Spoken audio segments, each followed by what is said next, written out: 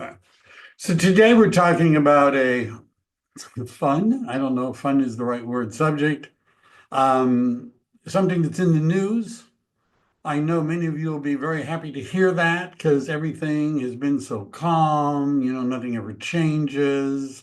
It's like, placid water, in the real estate business, no new rules, no new changes in the way we do business. So it was time for something interesting. Isn't that right?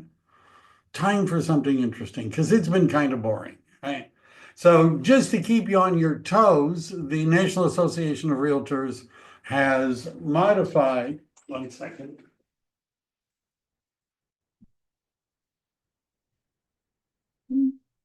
modified their policy on something known as clear cooperation. And clear cooperation, and we're going to go through the history of it, but essentially back in the bad old days, real estate agents would list property and they would make it an exclusive listing. And in those days, the word exclusive listing meant it was not on the MLS. And why would we do this as a real estate agent? Well, we would do it because we wanted to double in the transaction. We figured if we were given enough time, we could find our own buyer. We could give the seller a discount, as it were, on the total commission because we're not greedy, right? We'd cut them a little bit of slack. We'd get paid sometimes twice as much as we would have just on the listing side, and then we would attempt to find our own buyer. Now, back in those days, in the wild days, there was a way of getting the listing on most of the syndicated websites without it going in the MLS. And that's because the different brokerages had this portal that you could go to. And if you put the listing into that portal, it would get syndicated to Zillow and all the other sites, and it didn't have to go in the MLS.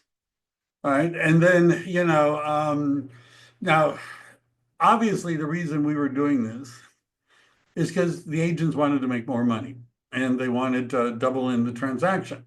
So the Department of Justice got, curious about this because it seemed like it was denying other people an advantage. It was using market share, let's say, to prevent other real estate brokerages from doing business and to maybe even exclude certain kinds of people, right? Because we were going to pick the buyer. So then they passed a rule that said it was called the Clear Cooperation Rule, and that rule says you have to put everything in the MLS. And then now there is another lawsuit where some of the private listing networks, the PLNs, right, sued saying it's not fair, you're killing us. We don't want everything in the MLS. You're destroying our business model.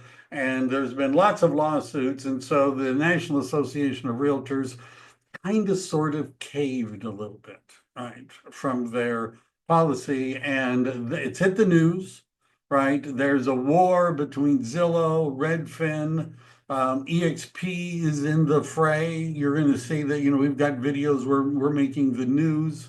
There's a major brokerage that is pushing all of this, right? I don't want to disparage them. So let's just say their name begins with C and it ends with umpus, right? So you'll have to figure out who that is. Begins with C, ends with umpus. And we're going to go into a little bit about what their motivation is, but some brokerages want to go back to the bad old days when they could keep all the listings. It's called a pocket listing, right? Because you put it in your pocket, right? You wouldn't share it with anybody.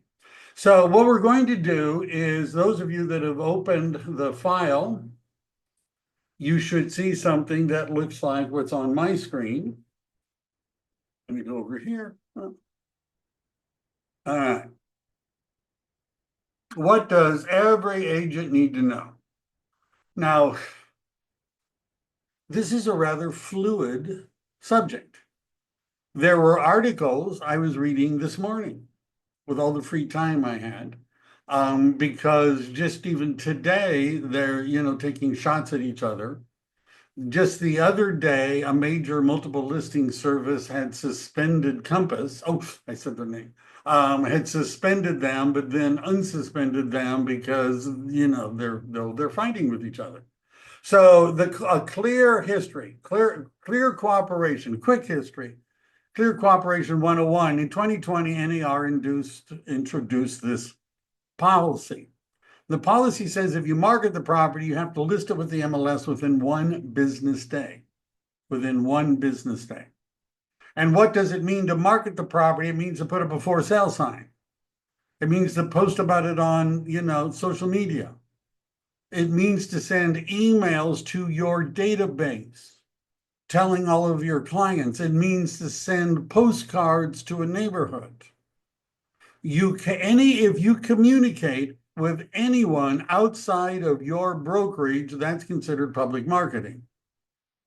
Also triggers is IDX, which is the Internet Data Exchange, which allows real estate brokers, MLS listings to appear on your website. So if you send it to Zillow, right? We had a way of sending it to Zillow without it going through the MLS, and you can't do that anymore, right? Because if you send it to any of those sites, then it has to be in the MLS. If you put it on a brokered tour or you do open houses, we had to submit it to the MLS. Now, we're going to get one of the parts that makes us a little challenging is we have a whole bunch of MLSs.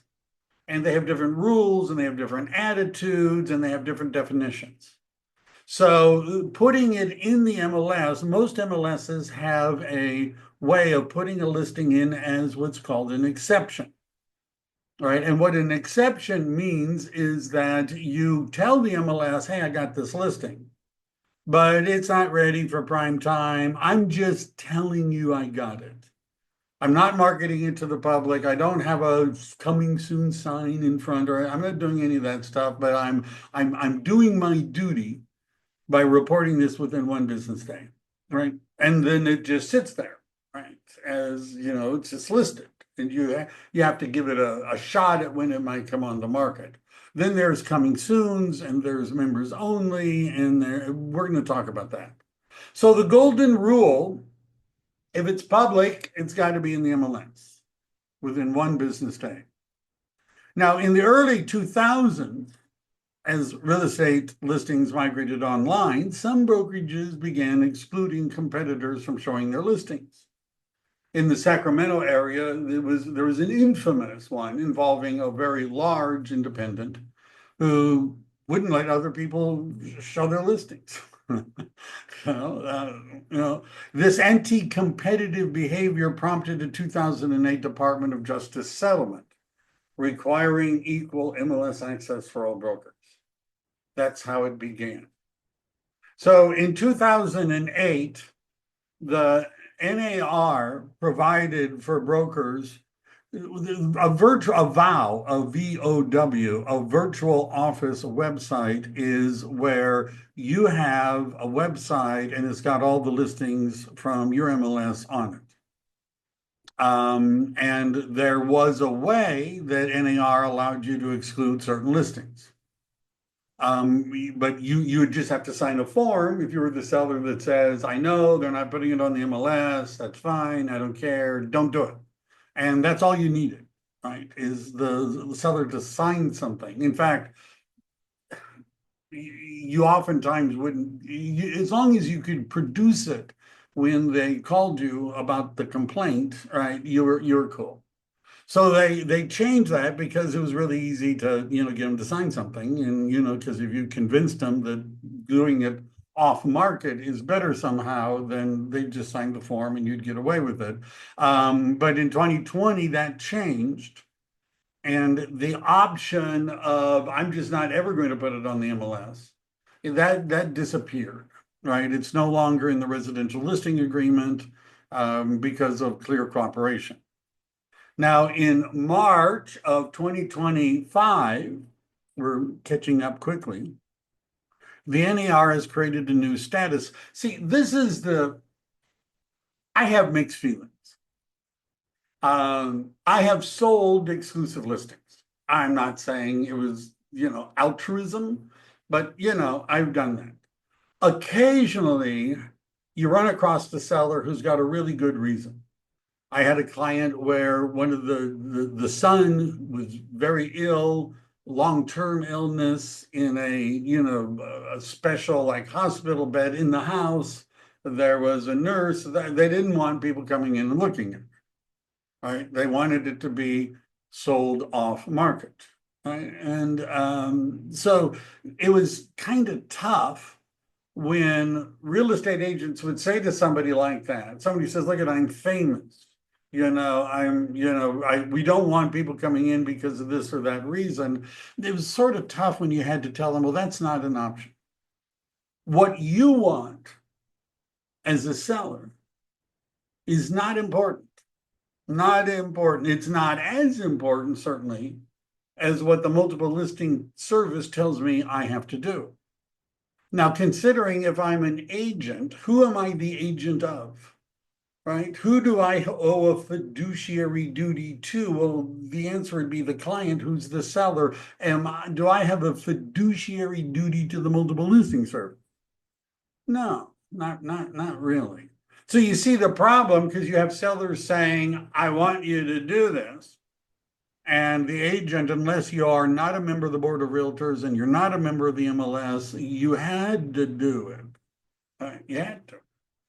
Now, the problem, the challenge, it's like the old story of the camel's nose in the tent. If you let the camel put its nose in the tent, pretty soon the whole camel is in the tent. And so if you give real estate agents and brokers a little opening, and you say, well, if the seller had a really good reason, then we'd let you do it. Well, you could imagine that a lot of them would figure out good reasons, right? And away we go again. In April, both Zillow and Redfin have disallowed, we're going to talk a little bit more about that, delays. You see, think of how Redfin and Zillow feel. And I know you're concerned about them. I understand. We all do. We care. But you see, their model, we already have it in my MLS, which is MLS Listings, which is an option called Members Only. And what Members Only, which is very similar to what this whole thing is evolving into, Members Only is when you can say that this listing is in the MLS, but only other real estate agents can see it. And then that listing does not show up in an IDX feed. In other words, Zillow doesn't have it. It's not on Redfin, not on Realtor.com, because its status is not active. It's members only, right? So it doesn't get syndicated as an active listing, but all the real estate agents in my MLS can see it. So when I'm talking to a buyer, I can say, look, I have listings I can send you that Zillow does not have, that haven't hit the market yet. How does that sound? Right? Most people are happy to hear that. So if you expanded that to where all the MLSs had an option like that, so real estate agents could delay when it goes to full active, well, Zillow and Redfin are not happy about this because it means that a whole bunch of the listings on their sites would disappear if agents started doing this. So what Zillow and Redfin are saying, if you don't make it active, if you do this, if you go into this delayed marketing thing, we'll never let you put it on Zillow or Redfin. You better hope you sell it, right, during that period of time, because we're done with you. We'll not let you list it on our portals, right? They're fighting back. 2020, any property marketed publicly must be entered into the MLS. It includes all those things, transparency, access, fair housing. Is it possible that if real estate brokerages got to decide who had an opportunity to buy their listings, that maybe some disadvantaged groups wouldn't be as well represented, right? And again, an opportunity to meet lawyers. 2025 update, multiple listing options for the seller, a new policy. It's already been adopted, but it hasn't been implemented. In hardly any MLSs have actually implemented it yet, but they're working on it. And all the MLSs are going to comply by September 30th. Now, that's like the drop dead deadline. They're going to start doing this sooner. Right? Some of them are working right now. It allows or adds a delayed marketing exempt listing as a new status. And it gives the sellers the option to withhold syndication to the IDX and portals for a limited time with assigned disclosure. That, by the way, if you're in MLS listings, which is my MLS, that's kind of what members only has already been doing. Right? That's sort of, but I don't even know what MLS listing is going to do with that. Let me keep both of them. I don't know. So right now we have office exclusives or the MLS. Right now, this is pretty much the two choices that a seller has. Office exclusives are for sellers not ready for the MLS. They want privacy. It's not entered into the MLS, not entered, because it's an exclusive. And if you're not going to market it to the public, you don't have to. The listing is not shared outside the listing brokerage because it's office exclusive. By the way, if you're wondering, you see, EXP has a little bit of an edge in that we're not a franchise and we're not a whole bunch of little brokers. We're like great big brokers. But let's say you're at a franchise broker and the next office of your franchise is owned by somebody else, it's got a different broker's license. So if you're at Keller Williams or Century 21, it doesn't mean that you can market it to everybody at Century 21 or Keller Williams. It just means the office where your broker, the broker's license is that is your broker. I didn't say that perfectly. No yard sign, no social media, no multi-broker, broker-to-broker promotion. Listing is in a closed broker communication platform. It can only be emailed to members of your brokerage. It can only be displayed on websites that are intranets. There's no coming soon status on these. There's no coming soon showing because it's an office exclusive. There's no coming soon IDX, which some MLSs have. It's not coming soon on any of the portals. That's what you get from office exclusives. So if you put it in the MLS, however, you get the standard marketing. It's put in within 1 day. It's shared with all the MLS members. You can have a sign. You can do social media. You can promote it to other brokers. It's visible on the MLS platform for everybody. You can have coming soon. Depending on your MLS, you can have coming soon with showings, coming soon without showings. And Redfin and Zillow will be happy with you. But if you start off with this new status, they won't be, because they're both fighting back. All right. Now, any questions so far? I'm not watching you. Maybe this all seems like you already knew that. All right. So at this point, and you're welcome to participate, speak if you feel like it. If you were a seller and you wanted to get the most money possible when you sold your house, which would you pick? Would you list it as an office exclusive? Or would you want to put it in the MLS? Most people are going to say, well, putting it in the MLS. You see, how do you get the highest price possible when you're selling a property? There are many factors involved that some we don't have control over, the neighborhood, the condition of the market, things like that. The condition of the property, the seller has some control over that.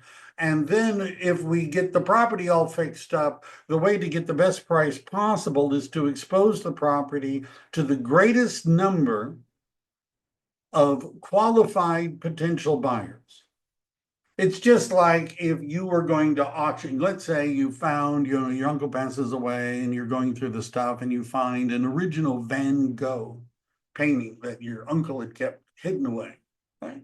So you decided you want to sell this painting for the most you can. And you have two options. One is there's this private group of, art collectors and you could go talk to them, or you could have a great big option. Let's say there's 50 of those people, right? 50 in the, private group.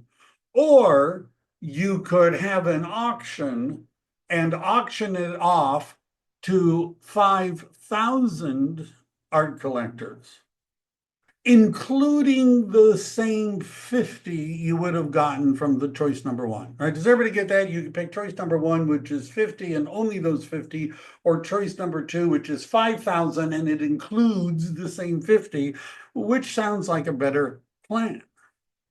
Probably the second choice, because it's not like the other ones couldn't buy it if they wanted to. It's just that you've exposed it to a greater number of potentially qualified buyers, which means you're more likely to get a higher price. So why are some brokers so, intense on doing this?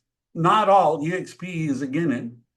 But let's say you have a old-fashioned brokerage model and you're losing money.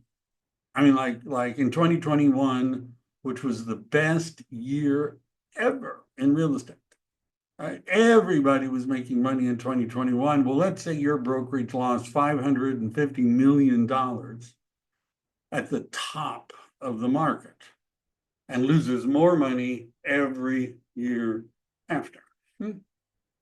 And the investors, and this, by the way, they've actually come out and said, the investors are asking questions like, why are we losing money all the time? And so this was being touted even by that organization as a way in which they could make more money from the listing inventory. That's it, right? Because the brokerage could make more money potentially. So, well, you might be thinking, wait a second, you're hypocritical. Your company, EXP, they also have exclusives, huh? What about that? Well, it's not really the same, because the reason we call it EXP Access. The reason that EXP created this in the first place is that they were MLSs within our territory, which is, the United States and 23 other countries. But there were MLSs in the United States and Canada that were just failing, mostly in the United States, leaving no place for an organized presentation of listings. And so EXP created what was one time called Exclusives, which is now called Access.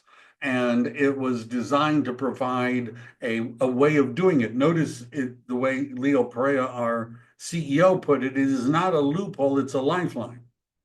And it was for the rare but legitimate cases, right, where the privacy, it wasn't like, we're going to do this all the time. If you were a judge, a federal agent, a high profile individual, tenant occupied homes, you can't show it, right? But we as a company like clear cooperation and we think we were sort of built on it. I see text messages, but I can't really read them. All right. So we're going to talk a little bit more about that. But for those of you that are EXP, our policy, and this is consistent with our policy regarding broker compensation on the buyer side, right? Because the reason that lawsuit got created really was because sellers would pay listing agents and the listing agent would pay buyer's agent. And although there's sort of a loophole where that could still happen, at EXP, we want the seller to directly pay the buyer's agent, so we don't even get into that. And also because there's going to be lawsuits and things about this, there will be. Our policy is that we want everything to be put into the multiple listing service and syndicated. Right. And our access is really just designed for very rare cases. Every time we limit access, it limits opportunities. Right. And EXP has clearly come out and said that we've teamed up with Zillow against the delayed marketing listings. Right. And our agreement is that it's publicly marketed to any buyer, it will be put into the MLS. All right, so those are the key differences. Our EXP access is specific, limited situations, not publicly marketed. Whereas the delayed marketing exempt could be much bigger. All right, so for those of you who are waiting, where's the chart? So what are the different options? And again, the words change depending on the MLS. For my MLS has a members only, you'll see that's not on the list because we're pretty much, I think, the only MLS in California that has it. Members only, a special designation, which is very much like the deferred marketing. But I'm curious to see what MLS listing is going to do with the name. Or you're going to have both of them. But we have, generally speaking, active listings, which are on the MLS and everyone can see them. Coming soons, which are visible in the MLS, oftentimes are not visible on public sites, and oftentimes are not available for showing. It varies by MLS, right? But the idea is to create early buzz. Maybe, other agents will know, whatever. Delayed marketing means that you can see it on the MLS, but you can't see it on any of the public sites. This is what Zillow and Redfin are upset about because they won't get it. But it could be shown by other agents. Right? Agents can see, the public cannot. No IDX feeds. And then the office exclusive, it's not in the MLS, it's not on the public sites, and it's just private showings by the firm. You have to, if you're going to do this, get the seller to sign something that says so. I'm going to be attending in a week or so I'm a certified forms trainer for the California Association of Realtors, and we're having another meeting, and I assume that they're going to be talking about something like this. In the residential listing agreement right now, there's already words about clear cooperation and why you should put it in the MLS, and there's an MLS advisory and all that other kind of stuff. But my guess is going to be there's going to be a special form for somebody that says, I want to sell my home, but I want to do it in that deferred marketing. The risks, and EXP has their own form already, of course. So the risks are that fewer buyers are going to know. You're going to miss syndication from the largest websites, right? The big ones. You're may get less money because there's reduced competition. There's a legal risk in that certain disadvantaged groups could say we never had a chance. And increased days on market. Bright MLS, because they have something kind of similar, have noticed that if you start as a private listing and then make it go public, it's on the market longer, almost twice as long before it sells. So whereas for the typical sale, it was 20 days on the market, it was 37 if you tried to hide it from the MLS for a while. And seller choice must be paired. I have quotes, right? This is from the EXP executive team.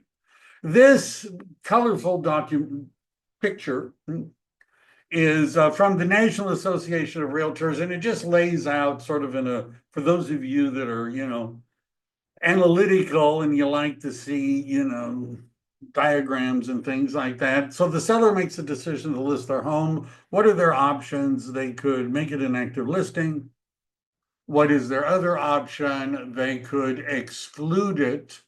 They could exempt it for an exclusive period. Why do we ever do that? Well, it's not ready, right? They're still tearing up the old carpet. They're painting next week. There's things that we're doing. We would kind of like to tell people it's coming, but it's not ready for prime time right now. And there's an exclusion period. And then the third option is this delayed marketing exempt listing. So the first option is easy. You can advertise it any way you want to. The second option, during the exclusion period, you can't. When you reach the end of the exclusion period, you can shorten it, by the way, or lengthen it by just getting something signed by the seller. Within 1 business day, it kicks in, just like any other active listing, and the other one, you don't get to, you're not marketing it, you're delaying the marketing to the public. Are there any chats I need to think about right now? Angela? Colleen asked a question, but I think we can wait till the end if you want. All right. Unless you're going to read it to you. Okay. I'll trust you to interrupt me. Can sellers say, can we test the market first before it goes public? I haven't had, my experience has been most sellers that want to do this want to do it because they think they could pay less commission. Think about this. You're a seller, I'm a listing agent, and I'm pitching our office exclusive option, right? Our delayed marketing option. And I'm going to say, look, we're a great big company. We're a big company. And we got lots of agents, and we're going to make sure that all of our agents know about your property. And, you know, we're just, and so the seller says, okay, so how is this good for me? Now, you can't really say, well, because this is an in-house transaction, your commission will be less.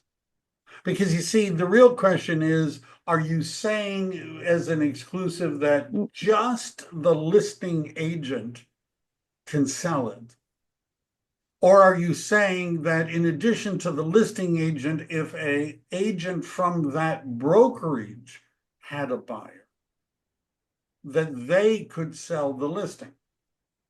Now, if you're trying to get them to agree that only you can represent a buyer, that's a tougher sell, unless you already have one, right? You know, that's a tougher sell. If you say, hey, I'm with a great big real estate company, we got thousands of agents, and one of them I'm sure has the right buyer for your house. Well, won't that agent want to be paid something?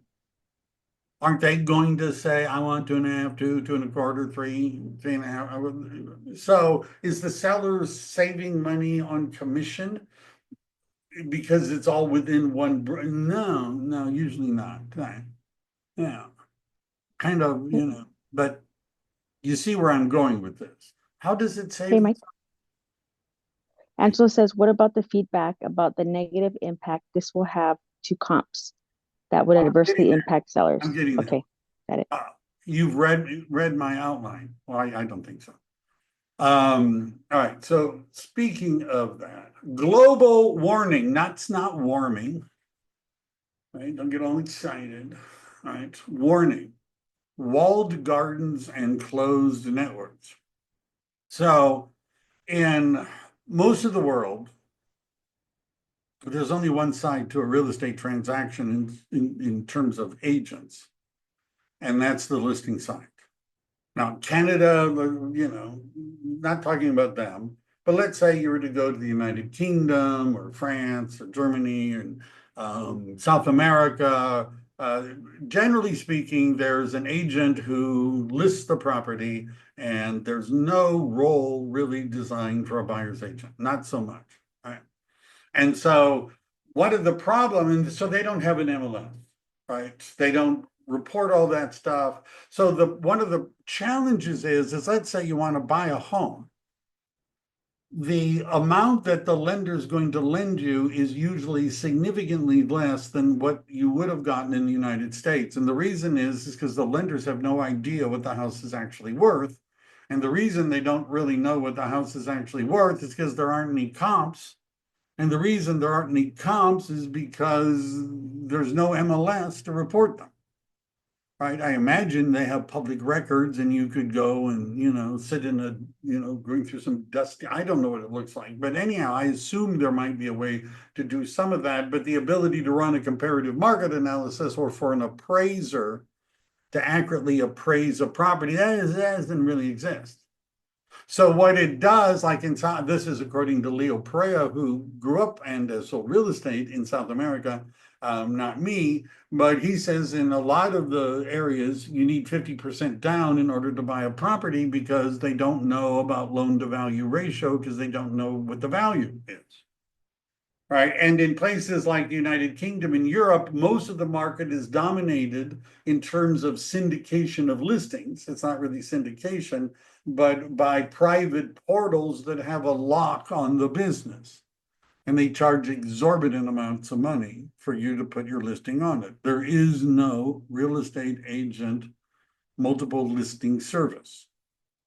So if we fractured and Compass has their listings and EXP has their listings and Keller Williams their listings and Coldwell Banker their listings, and we're not using the multiple list as what happens to comparables? What happens to what appraisers can do? What happens to loan to value ratio? One of the reasons loan to value ratio in the United States can be so high is because lenders think they can accurately, most of the time, determine the real value of a property. 91% of buyers want access to all listings. That would, of course, I don't even know who the 9% are that said no. 96% of buyers start their search online. Which is the biggest search engine? Zillow. All right. What is number 2? Realtor.com. Number 3, Redfin. 4, Homes.com. It starts to drop off after that. If you delay putting it on the MLS, longer days on market, fewer offers. 9 out of 10 office exclusive listings eventually end up on the MLS, just later and weaker. To tell you the truth, we already knew that back in the old days, because what we would do is we would say to the seller, look, why don't you give me a shot at it? I can get it onto the portals, without it going in the MLS, right? We'll put up a for sale sign. It wasn't illegal. We'll market it. We'll do open houses, right? It'll be on all the portals. There's an open house, right? And if I sell it during the first 2 weeks or 3 weeks, then you're going to save money and I'm going to make more money because we're going to cut out the other agent, possibly. But then we usually didn't cut out the other agent. And what would happen is that if it didn't sell in the first 2 weeks, then we would say, okay, well, we gave it a shot. Let's put it on the MLS. But that's not the best way to do it, right? Because you lose some of the marketing juice if you wait too long. So EXP's already covered this. We do not use delayed marketing as a business strategy. We syndicate all listings. We open source our advisory form. Really, what's that? So what happens if you F around with the multiple listing service? Oh, some of them are less friendly than others. Some of them are still working on revising the fines they plan on charging. Right. So if you violate, depending upon how egregious, how often you've done it, CRMLS can charge you up to 1% of the list price as a penalty. Huh.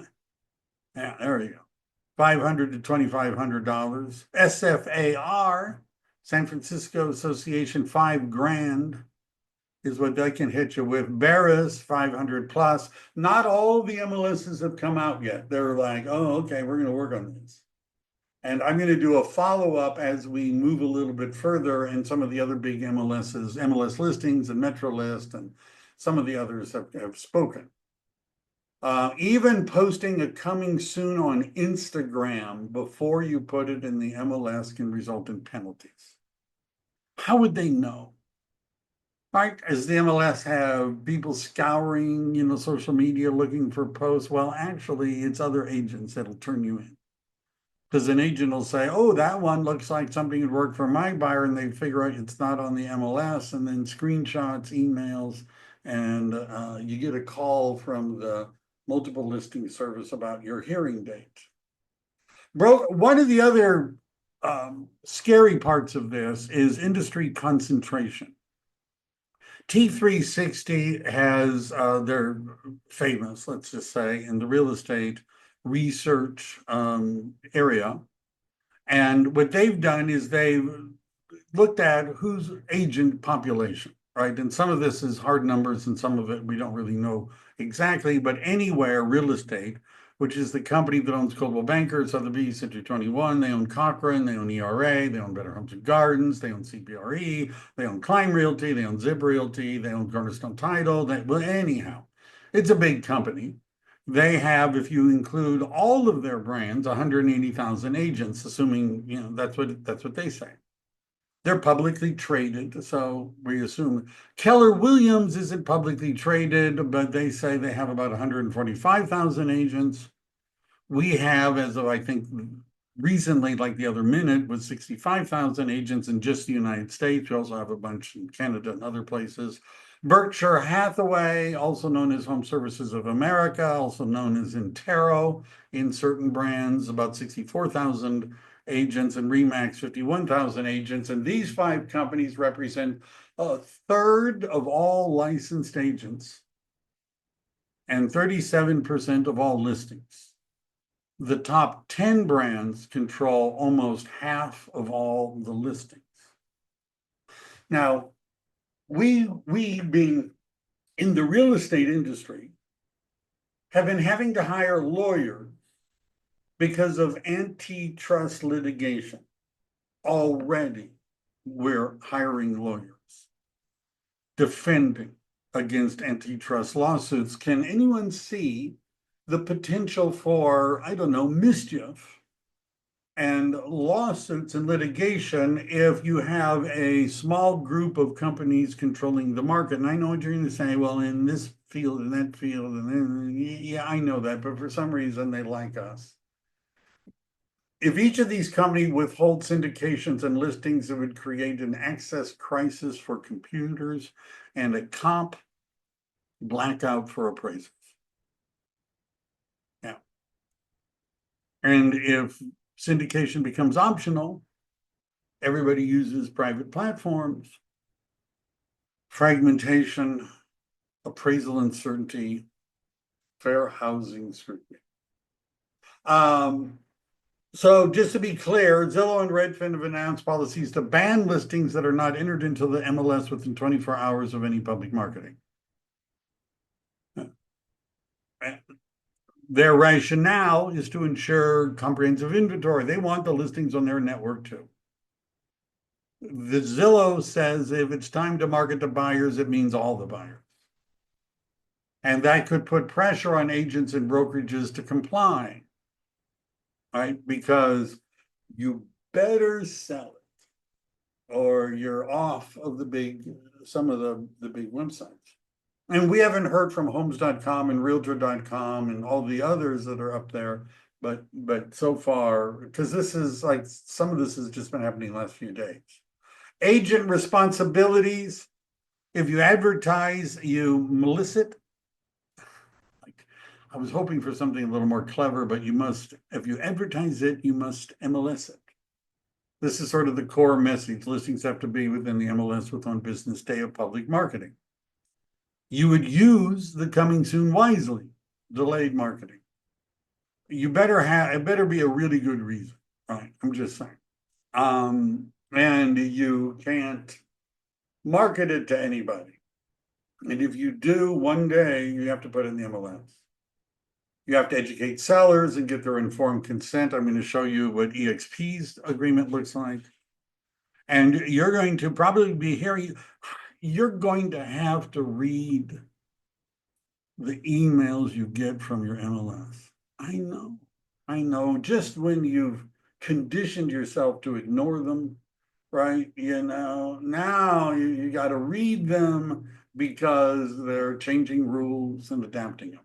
And the next time I do this, I assume I'm going to have more of the major MLSs, exactly what they're doing in California, and I'll talk about that. Shift towards relation-based value.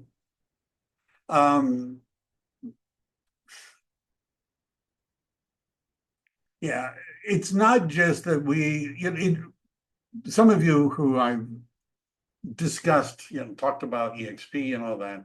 I talk about the way it was long time ago when the MLS was a book. It was a book. And because there was no internet. And so every Saturday, they'd drop off the book and pick up the books, and all the listings were in the book. And you see, it was kind of easy if you're a real estate agent, because we were like the gatekeepers. We had the book. You didn't have the book, right? We're the only ones that had anything close to all the listings that you could buy. Well, you had to come to us. And the industry went nuts when internet and online and Zillow, oh my God, they don't need our book, right? So we need to be able to articulate a value proposition that goes beyond, I got the book, right? I have access to listings, and become trusted advisors, something we talk about. Key quotes for those of you that like quotes. NAR said, nope, and dropped this rule to keep things transparent and give everyone a fair shot. That was one of the, on penalties, each MLS sets their own, but honestly, they're not cheap. Office exclusives, listings kept off the MLS at the seller's discretion. These are just some little quotes from all this different stuff I've been thinking. Under this option, you can elect to temporarily withhold their listing.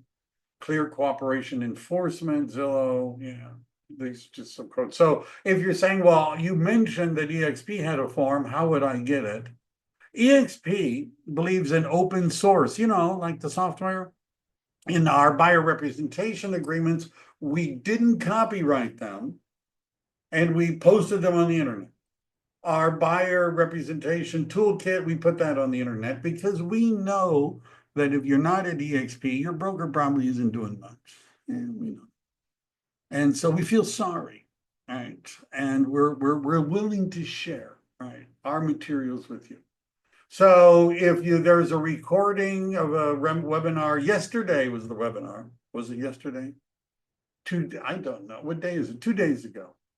And if you look over here, notice one of the choices is essential form. And there's other useful links. And so this is the, where is it? Wraparound seller advisory, new one.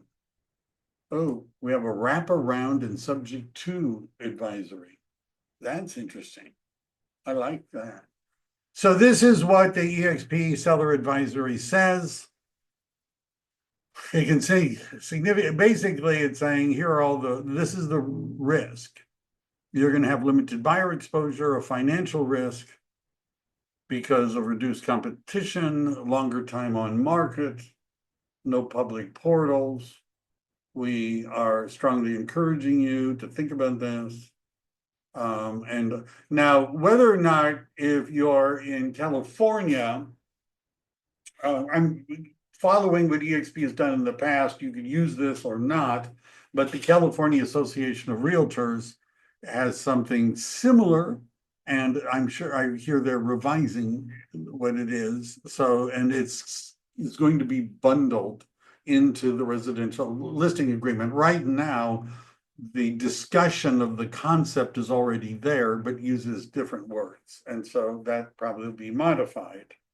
And I'm going to a class in a week or so as a certified instructor to learn about the new forms. Any questions, thoughts, complaints? Michael, I just have a quick question. If we use EXP Access, do we still have to do the members only entry or whatever it ends up being called?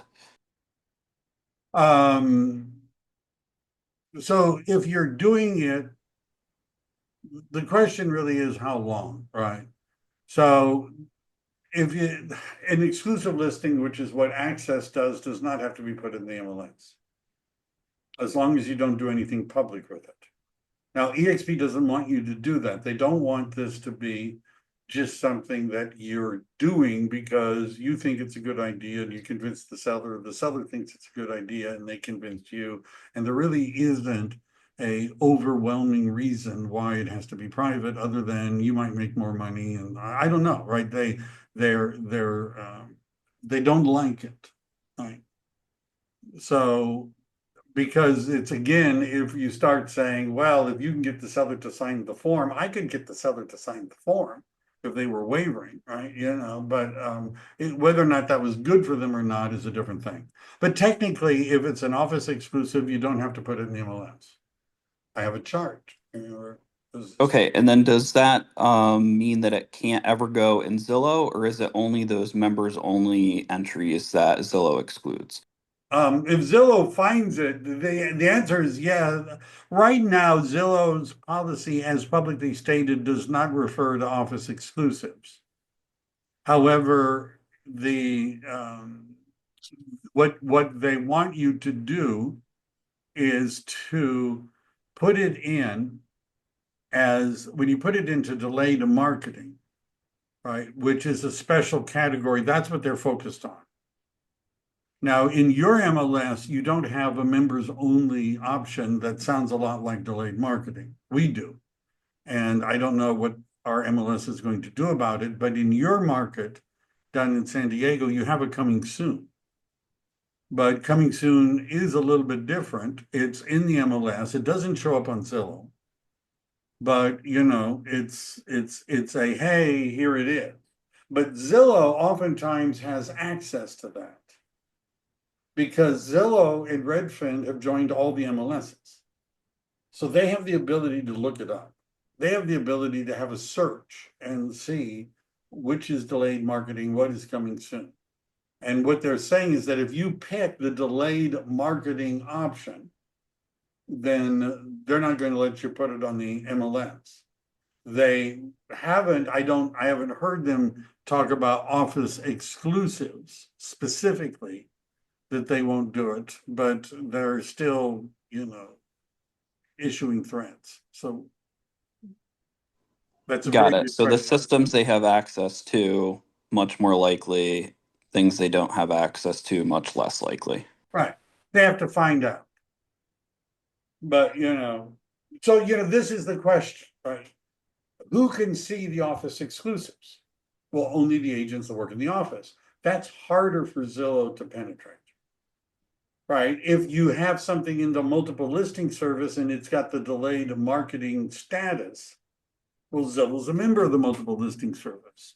And they could show me all the delayed listings every day. They could do that and export it and put it in their database. And then later, when you decided you want to put it in the on Zillow, they can say, no. We know, we saw you put it on as a delayed, and now, we know, and we'll never let you put it on Zillow. Got it. Thanks. Yeah. But this is, Mike, yeah, go ahead.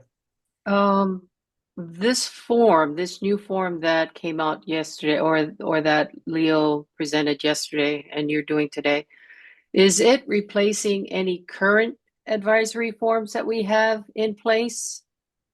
No.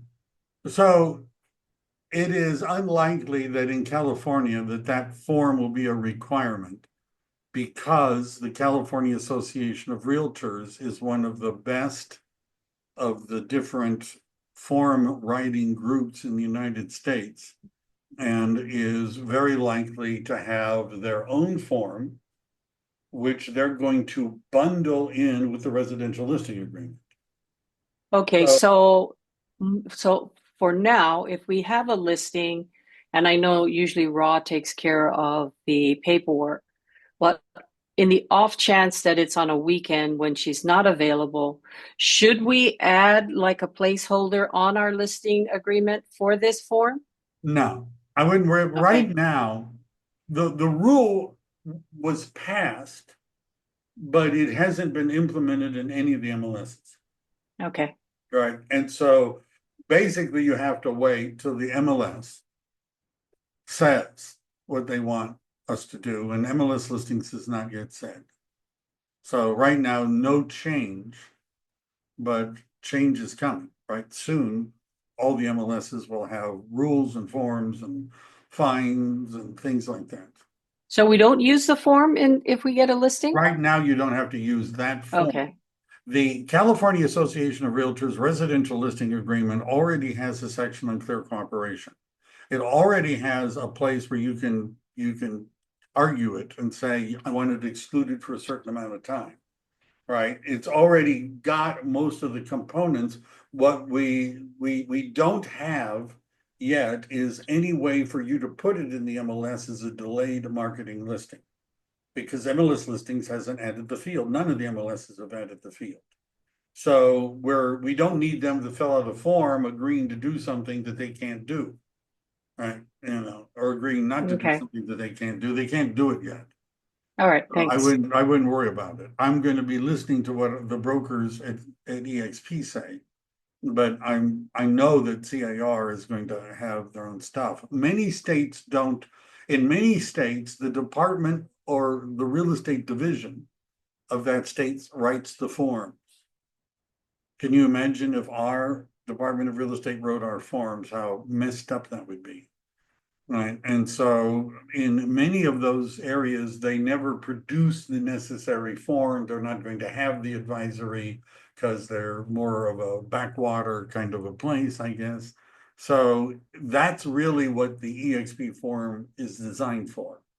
Not the places where the associations or whoever makes the forms makes professional forms and keep them up to date and modify them.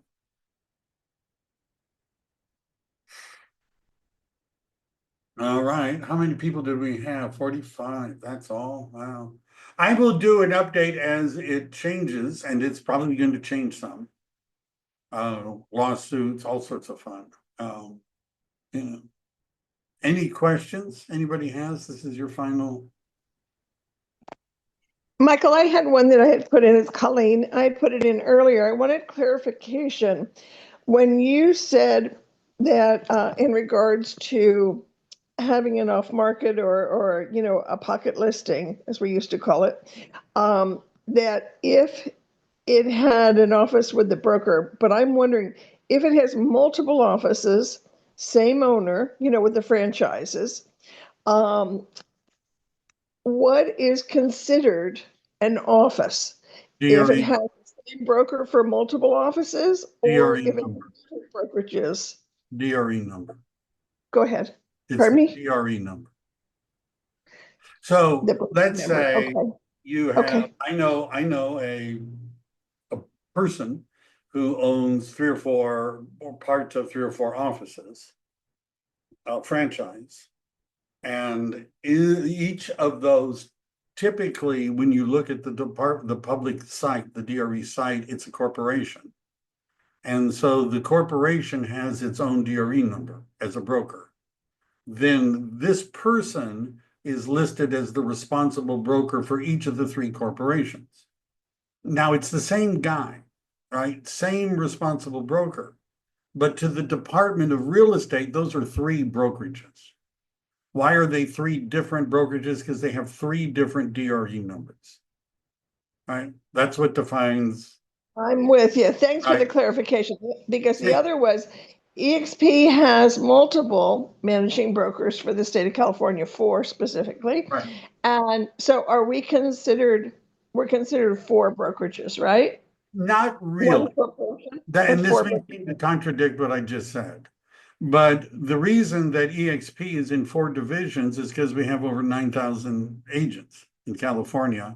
And so the Department of Real Estate, when I joined, it was just EXP Realty of California, Inc. But the Department of Real Estate came to EXP and said, you're too big.